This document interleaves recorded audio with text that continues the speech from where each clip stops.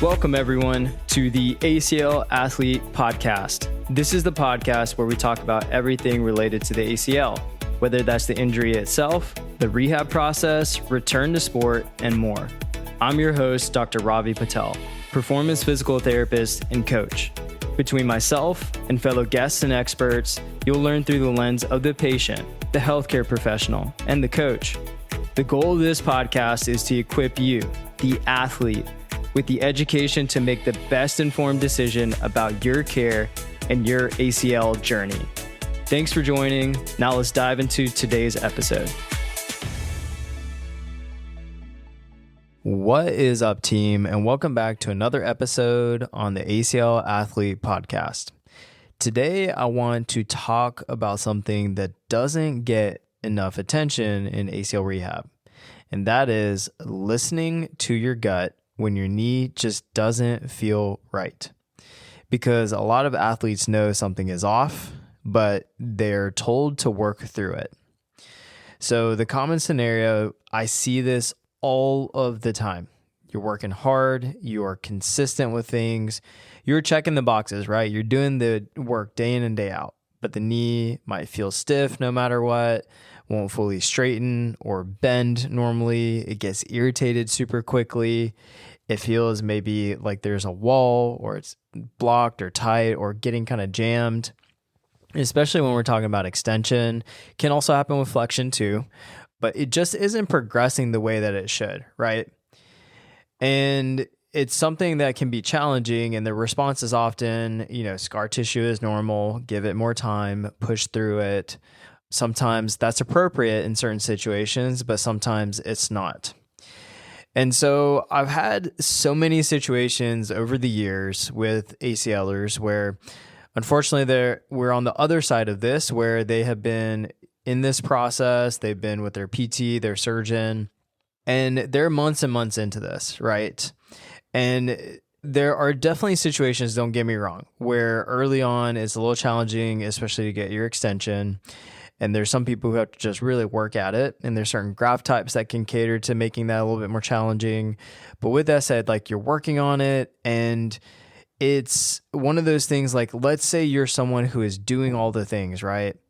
But it just doesn't seem to add up. You're not getting that extension back, and it's not appreciable to where, you're at zero or getting into the hyperextension, into the negatives, and it just completely regresses, right? And it might not be drastic. It might not be plus 10. It might just be okay, now it's back to zero or plus 2, plus 3 versus in that hyperextension that you work so hard to get. And then as soon as you maybe work on that for 10, 15, 20, maybe an hour, right? That's how long you're working on it. You go to bend your knee or you stay in a seated position, it automatically regresses back, right? And I know many of you are probably nodding your head listening to this because you're like, yeah, I feel that. And so the most important thing before we continue with this episode is that while some of these feelings will be relatable, and this will hit home for a lot of you guys, I also want to make sure that you just don't go running to your surgeon or your PT and say, hey, I have a problem.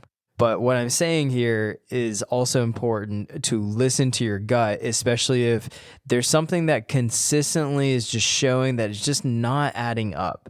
And I know you guys know that feeling, whether you've dealt with it, you might be actively dealing with it, or it might happen in the future.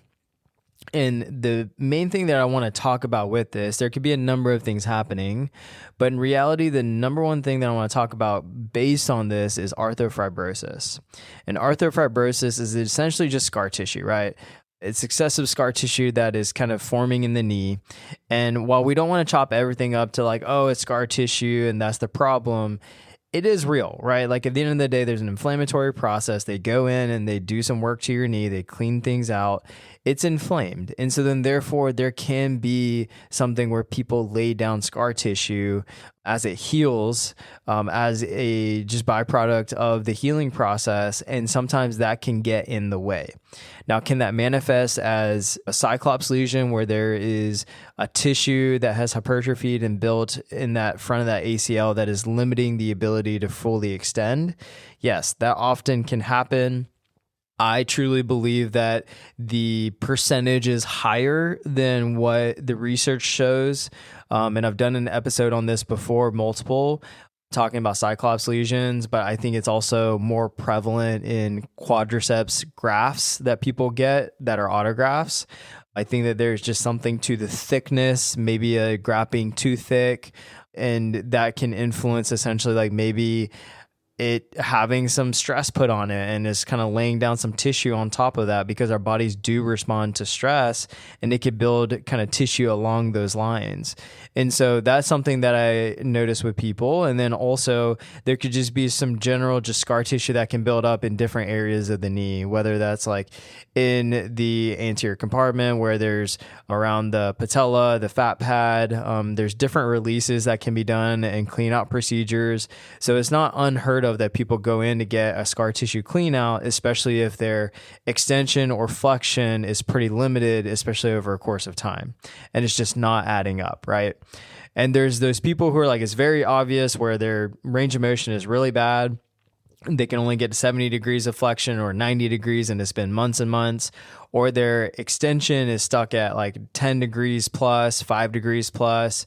You know, it's creating a lot of issues from just extending the knee, you know, painful knee, swollen knee, those types of things that can be pretty common to see with ACLers. And so that's something that I do want to share, is something that is existent in this world and more common, right?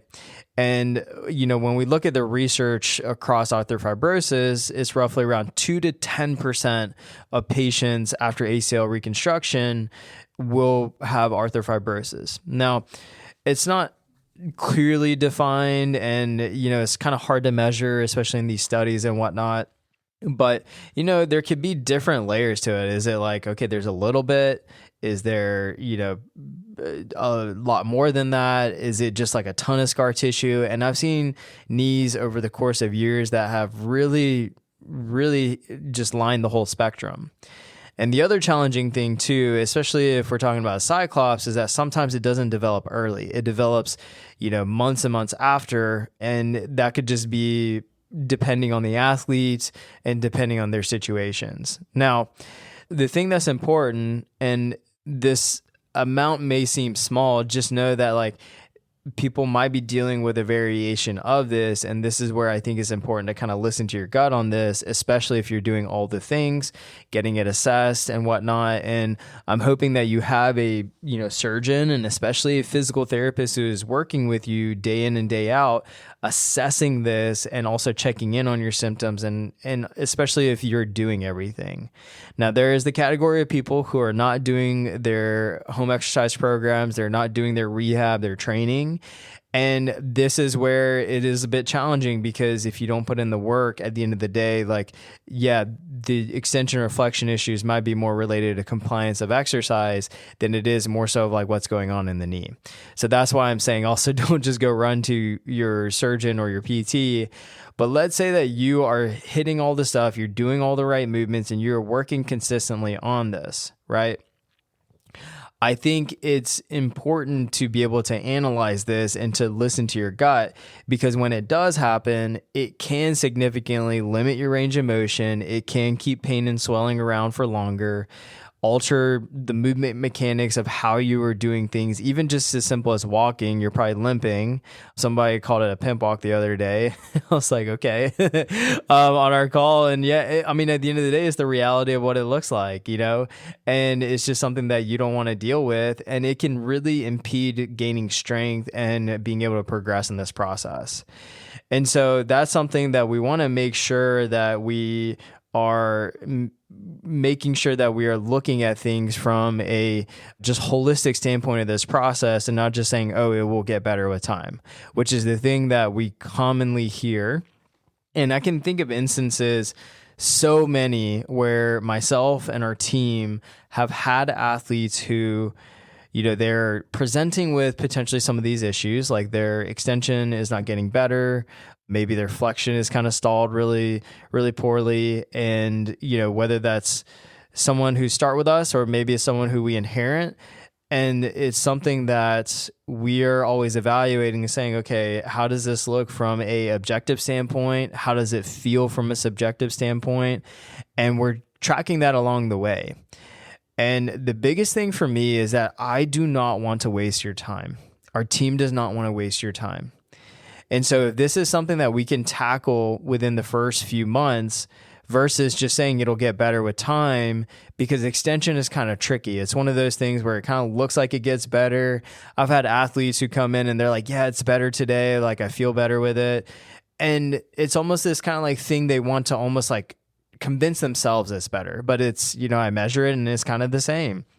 And they're doing everything. They're working really hard. So it's no fault to them, of course, that it's not getting better. We're dealing with a knee that is going through this biological process that is healing.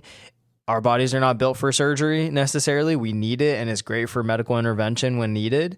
But at the end of the day, like people's bodies are going to respond differently to this human-based medical intervention that has been created to help fix this problem, right?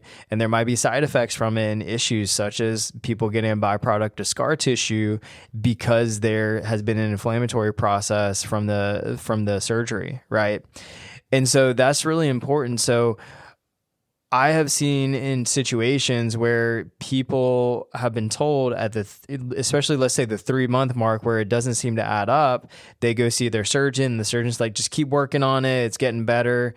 They don't know, man. They don't know. They don't remember where your extension was before. Hopefully they measured it, but they're kind of looking at it within their 5-10 minute exam. And they're like, yeah, it's good. Keep working on it. We still got some time, right? And don't get me wrong. It is warranted in certain cases, but there's so many situations where I've seen where people are working hard on it and they're at months 3 and 4. And, if we inherit them later in the process and it's not improving, right? So then instead of just being like, let's just hope it gets better with time, let's get some answers, man. Like, the thing that always confuses me is that there's such a quick jump to get an MRI when an ACL is torn.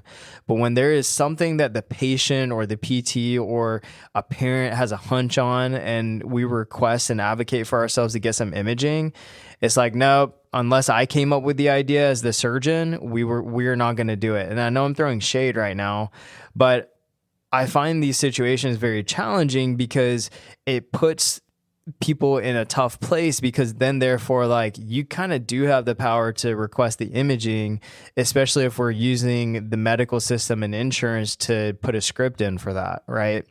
You can go pay out of pocket, and I would almost say like if you have the means to do that, it might be worth it if you can't find the surgeon who's going to be able to get the imaging for you.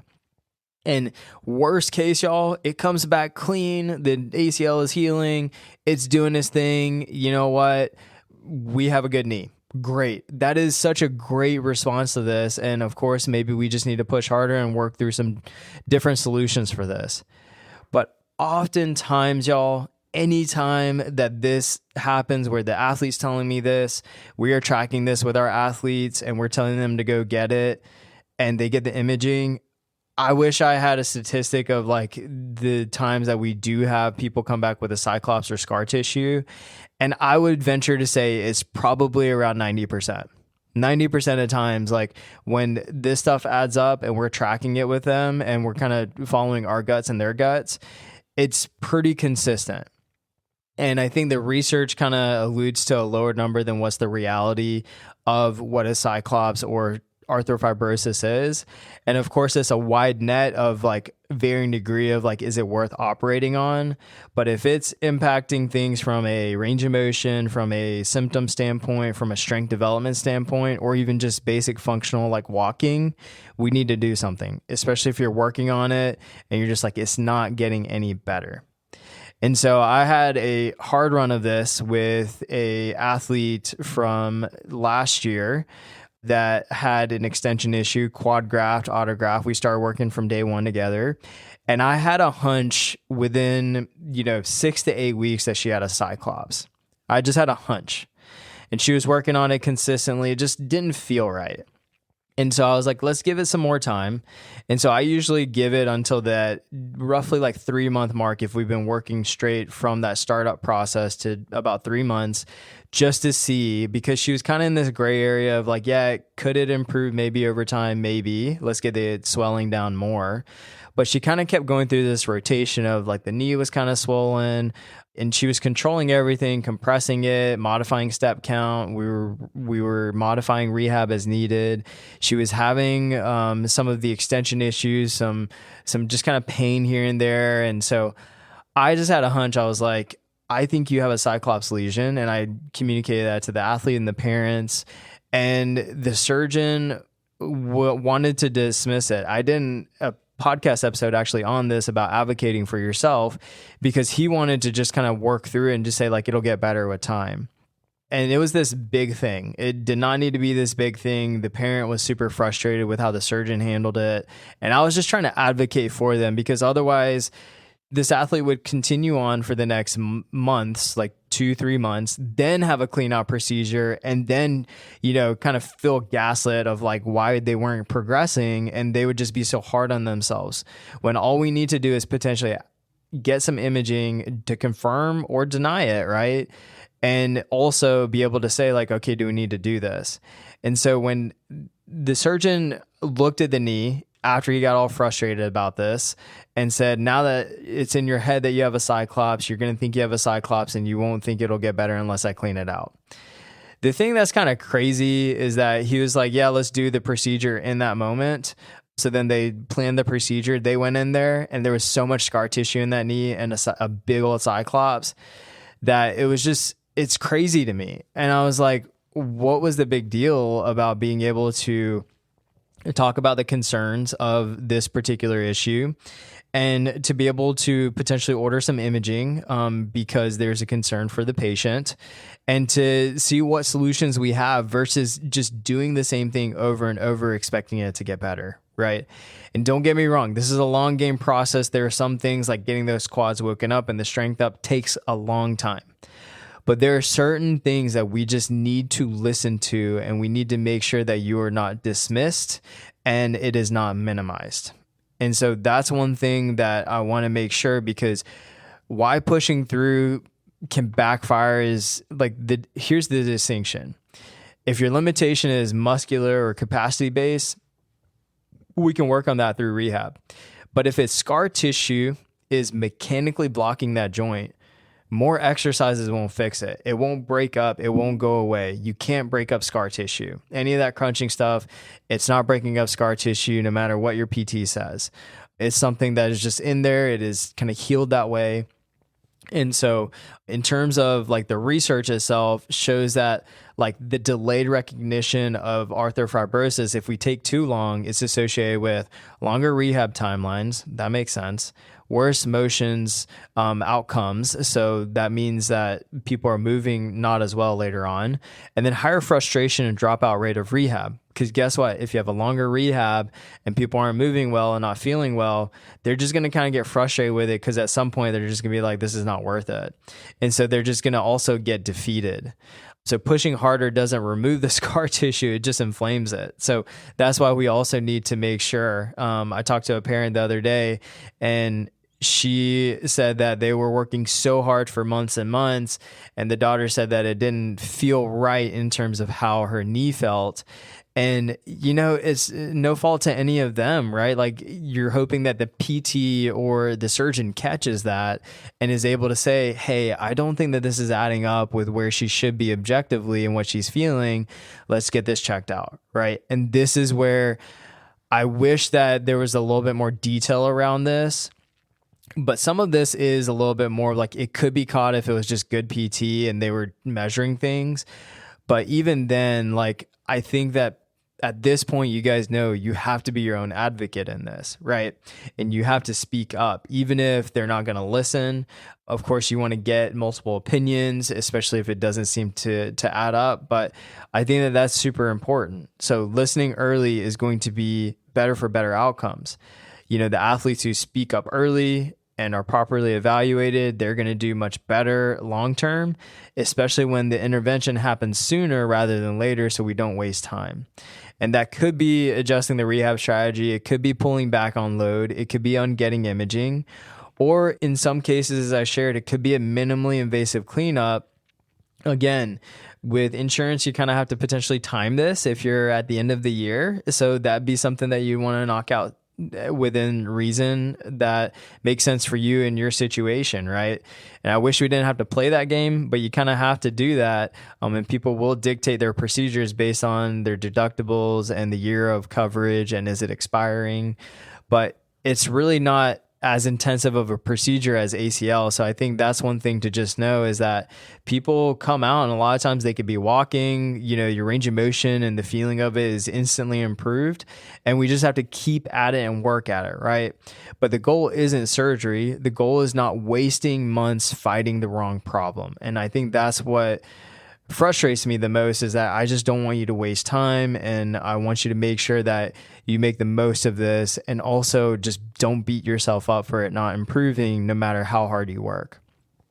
So advocate for yourself. If your gut says something isn't right, listen to it, especially if you're consistent, strength is improving, but motion or comfort isn't improving, right? Symptoms aren't trending in the right direction over time. That is something to also listen to, right?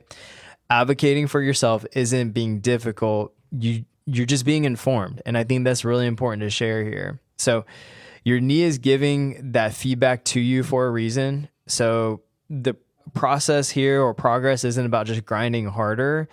You just need to be smarter in this process. And I think part of this is just so challenging from the ACLer side or the parent side or the supporting side, because you're just listening to the professionals who are in your corner to help you. But sometimes the details get missed, and it's not up to you to just be like, okay, like this is exactly how this goes. This is how this planned. This is when I need to go and talk to the person that is responsible to help me with this. It's your ACL team's responsibility. But as you guys know, things fall through the cracks. And this process is messy. There's a lot of subjective feelings around it. There's a lot of symptoms that you're kind of navigating, a lot of day-to-day stuff. And sometimes range of motion especially can be put on the back burner, and there's a lot of assumptions it'll get better with time. It doesn't get better with time in this process. It rarely ever does. And many of you can nod your head to this and you know that it doesn't. So you have to do something about it. So listening to your body and speaking up early can save you months of frustration, y'all, and keep your rehab moving forward. And for those of you where this might pop up at month 6, 7, 8, that's okay. Like, it happens. And the thing is just communicate that to the people you're working with and make sure they know, and don't go too long with letting that be the normal, right? Make sure that that is something you make moves on. And if this resonates with you, then I want you to do something about it. So listen to your gut and making sure to advocate for yourself in this process, especially if you feel like the knee is just not adding up and you're working as hard as you can.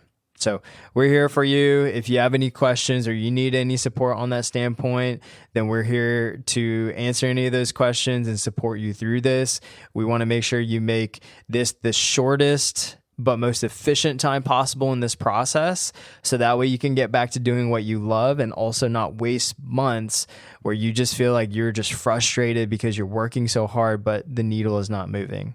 And oftentimes that's because there needs to be something else looked at. So advocate for yourself, folks. That is the name of the game in healthcare and in ACL rehab especially, because you have to look out for yourself in this process and just make sure you have a good team in your corner to support you every step of the way. Until next time, team, this is your host, Ravi Patel, signing off.